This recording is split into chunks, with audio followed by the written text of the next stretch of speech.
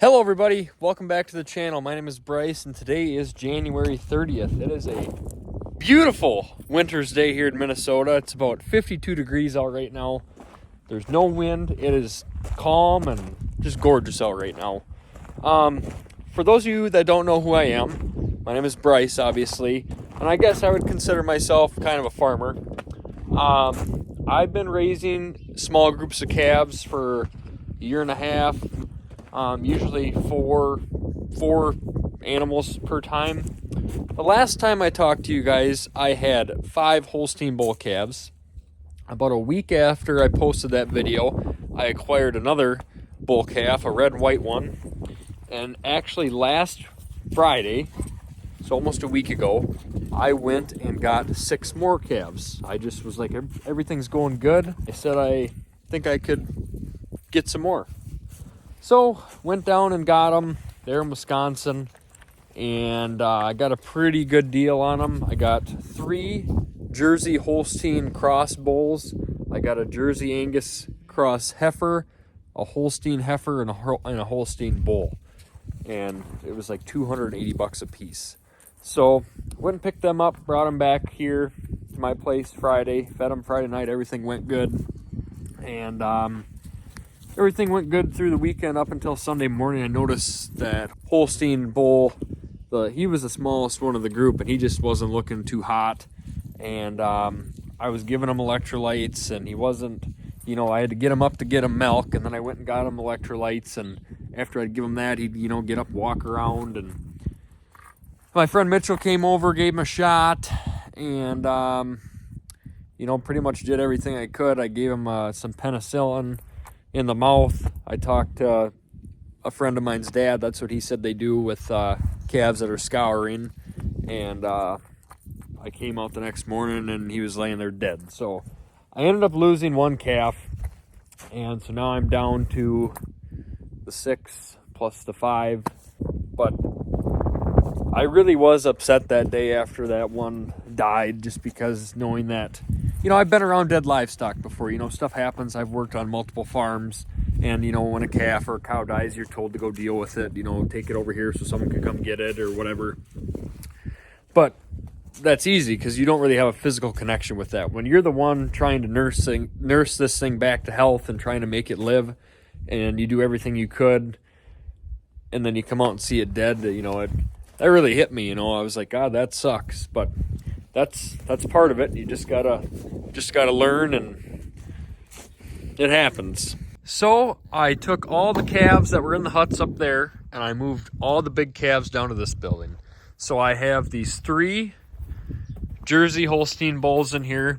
I did have that Holstein bull over here, but like I said, he's gone now. But these 3 boys are doing good.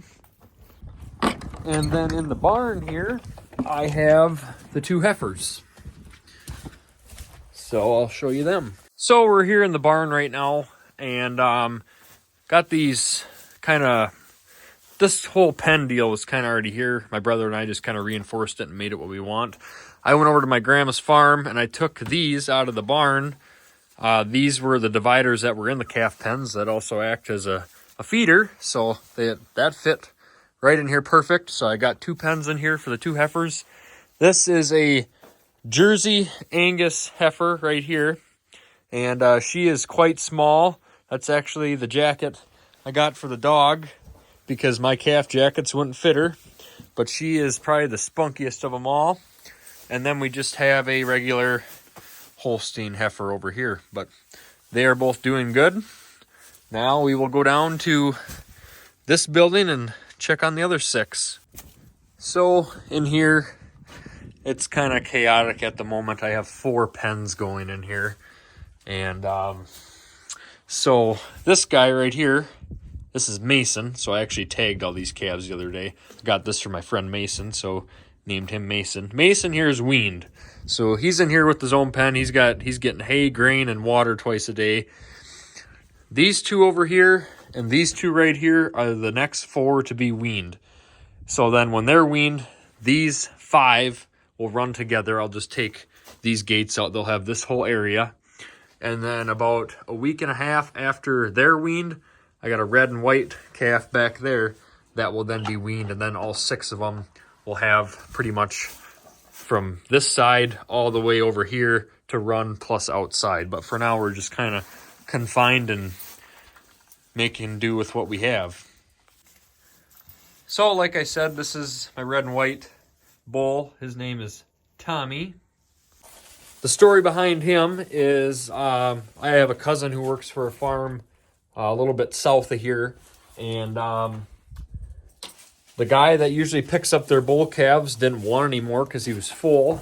So I was contacted and I said I'd take it, and I named him Tommy because his grandmother or great-grandmother, her name was Thomas, and she is a cow that won Dairy Expo in like 2016 or 2018, I believe. And the cow's name was Thomas. The cow that could, I think, is how that went.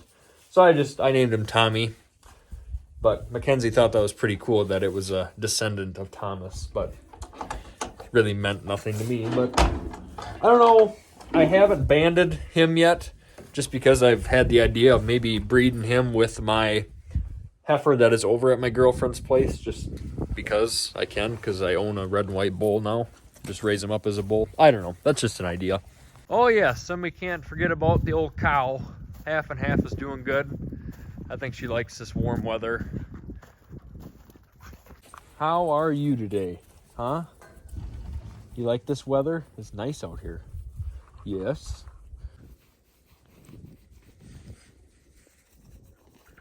If you're new here and wondering what's the story with the cow, well, she's a pet.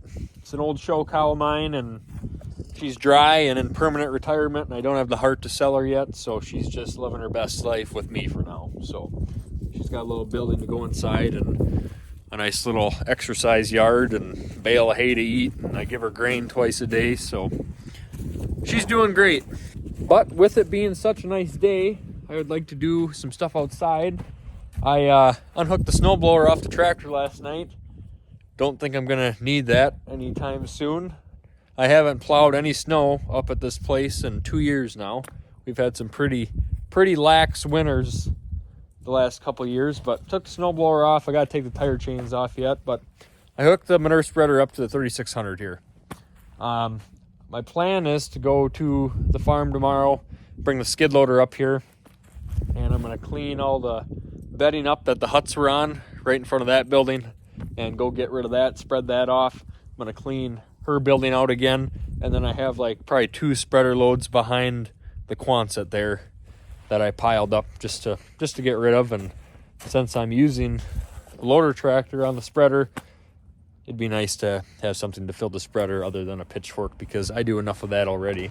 So, but my plan is to grease the spreader up here good, get underneath the axles and grease everything under there, just because it's a nice day and we're going to take advantage of it and maintenance some stuff.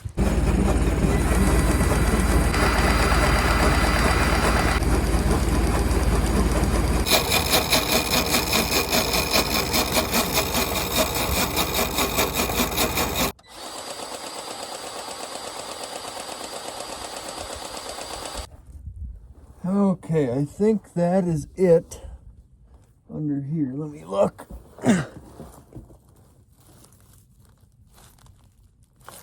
It looks like it. Whew.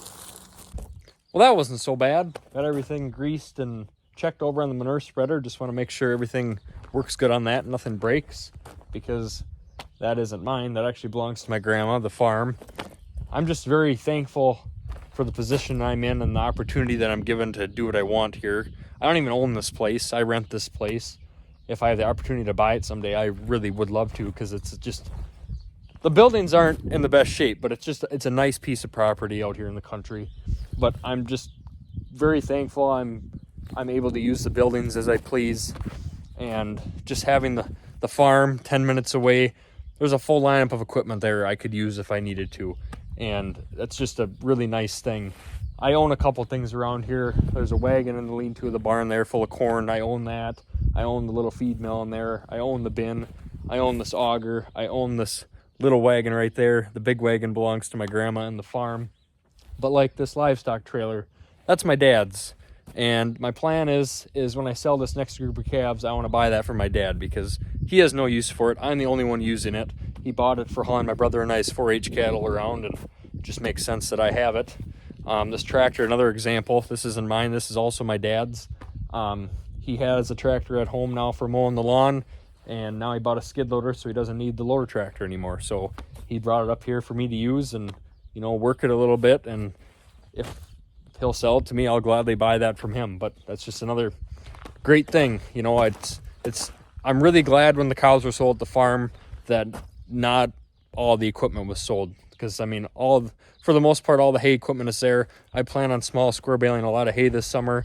I have that stuff to use there to rent for my grandma. It's a really great opportunity, and it's a really fun thing to do. So, not really sure what I'm going to do now. Might get ambitious and pitchfork this full of manure, but not sure yet.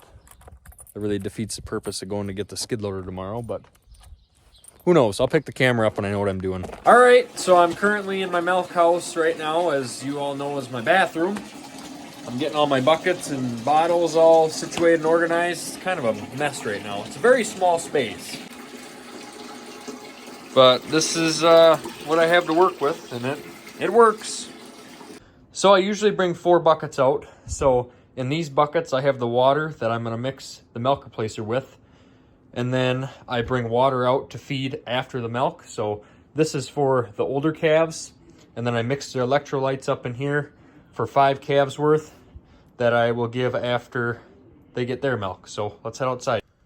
All right, so I had to get a cute little wagon to haul all my buckets with now. Thanks to my brother for putting it together. He decided to do that for me. So then we pull the wagon over to the first building where the cow is. That's where the milk replacer is. And then from there we will go to the calf huts and then down to the lower building. So I've kind of showed you guys this part before. I take my bottles out of the bucket and then I get my milk replacer. So I'm going to put 5 scoops in here, but I only fill them up to about like right here. Little more than 3/4 or right about the 3/4.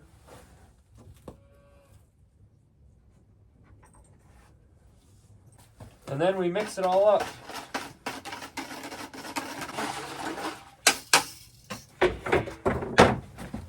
And then I find it best just to do one group at a time. So we're going to start with the new group, so the small calves. So I'll load 5 bottles up, go do them, then give them their electrolytes, and then we'll mix up a second bucket to go do the ones down there. Otherwise, you know, you mix it up and then it just sits and gets cold, and water just stays warm if you don't touch it, and there's a lid on it. So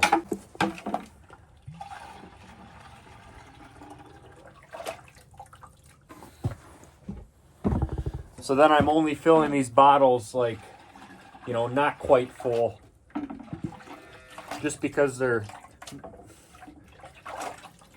still little and I don't want to overfeed them, because that, I believe, is also how they can get scours, and I don't want that to happen. So we're just going to slowly increase the milk intake as we go. Like I said, this is all one big learning curve on the road to victory.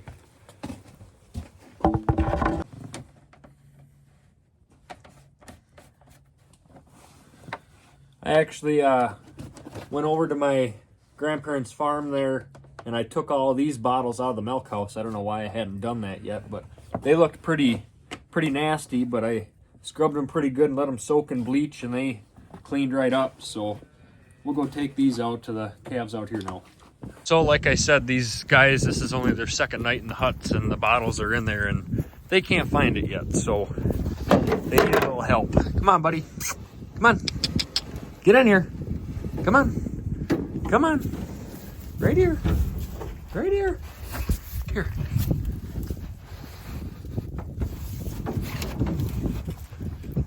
There, you got it. One down. Oh, he did it by himself.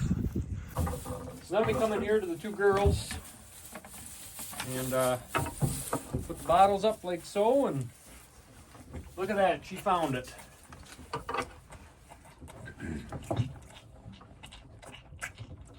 Put a bungee cord on there. There you go, sweetie. There you go.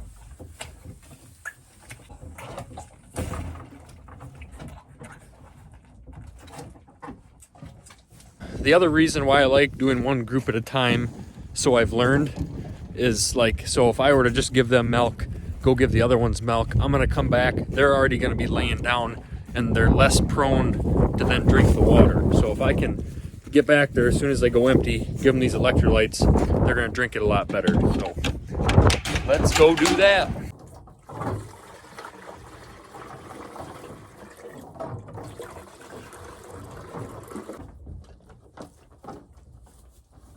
There you go.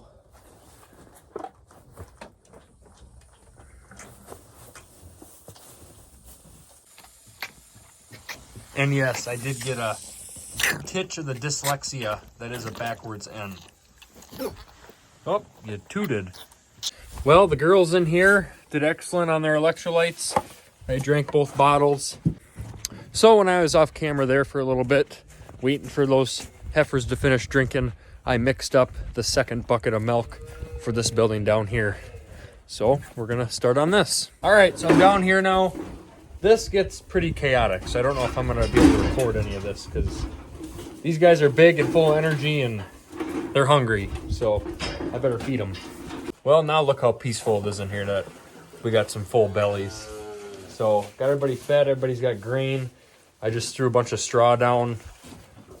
He's got hay in here to eat. We're just finishing up with the last bottle of water with this guy. And then that's it. We're gonna lock her up for the night. So with how warm it's been and going to be the next couple days, I'm only shutting the bottom door here. Top door stays open. We got all the windows up top are open, and then there's one on the far end that is open as well, but there's two that are still shut, and depending on what the forecast looks like, we might have to take them off because don't want it to get too stuffy in there for them. But now I'm going to go make sure all of those guys have grain, and then give all of them bedding as well. So we want to make sure that they have nice clean bedding to lay in. So that's what I'm going to go do now.